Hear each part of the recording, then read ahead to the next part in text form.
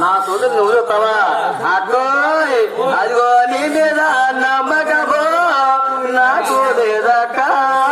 కాదు రాగక్క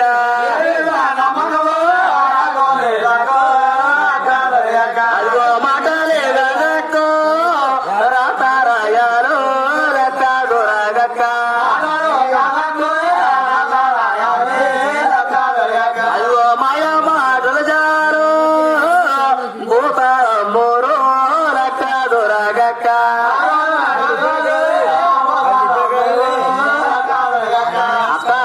విత్తనాన్ని కూడా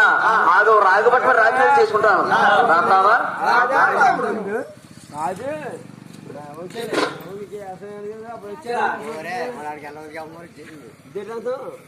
రాసేవక్క ఈ బెజవాడ కొండలో సరితకు రాసేవా బంగారు మిట్ల ఇంటి మిట్ల నీకున్నాయి రాసేవా అక్క అదిగో అలాపురి తాతయ్య ఆరు మనసు గత్తాలో రక్కదు రాగక్క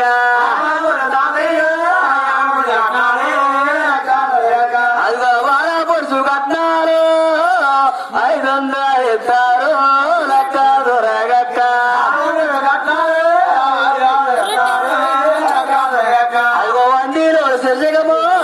ఇక రాసి చేయకు నిజవాడుగా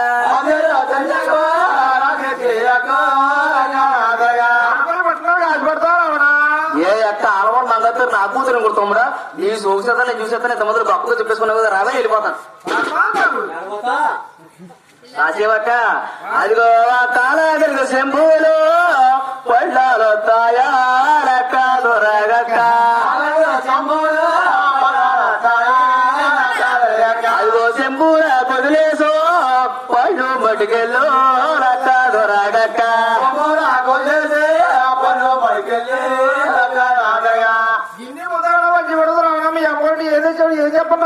నా చిన్న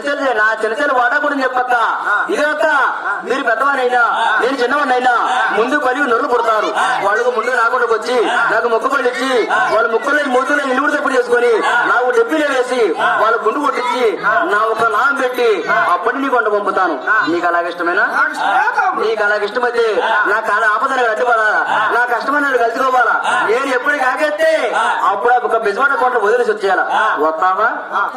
నువ్వు వాళ్ళ వచ్చినట్లయితే నేను అలవాటు మంగతాయని అందంగా పెళ్లి చేసుకుంటానని అలా బెజవాడ కంకత్రకం కూడా తొమ్మిది ఎక్కడ తీసుకొచ్చి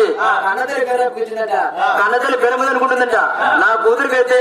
సీరియస్ ఆటలు పెట్టిన మనసు పూర్తి అవ్వలేదు ఇంకా నా కూతురికి ఏది పెడితే మనసు పూరుకుంటుందని